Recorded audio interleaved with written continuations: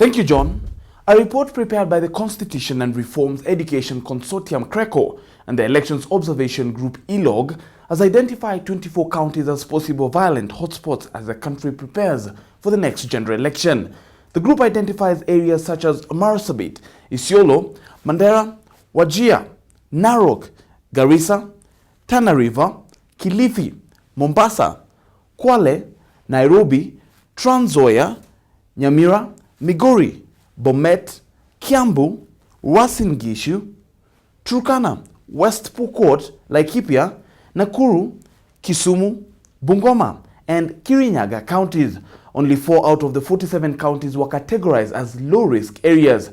These include Embu, Machakos, Vihiga, and Siaya counties, with the remaining 19 being categorized as middle-risk areas. This clearly echoes the sentiments of the Inspector General of Police, David Kimayo, who has stated that all the 47 counties are hotspots, as at least 80% of all the 47 counties have the potential of electoral tension and violence if adequate monitoring is not effected. In Mombasa County, for instance, is listed as a hotspot because of its cosmopolitan nature and the active presence of a secessionist group, the Mombasa Republican Council. It also has a history of post-election violence and persistent land problems that pits it as a hotspot. We move on to Nairobi County, which is a very high-risk conflict area due to its political significance in the country. The entrenched culture of political violence in Nairobi, the scars of the post-election violence, and the prevalence of social tensions occasioned by one, inequality, youth, unemployment, and landlessness causes Nairobi to be a possible hotspot.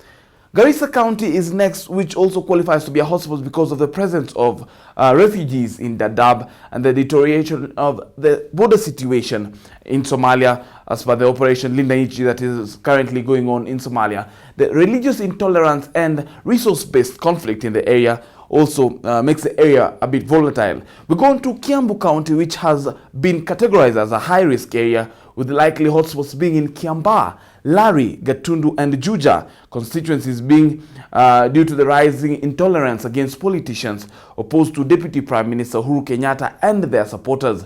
The Mungiki issue also is likely to be a destabilizing factor if members of the sect are mobilized for nefarious purposes.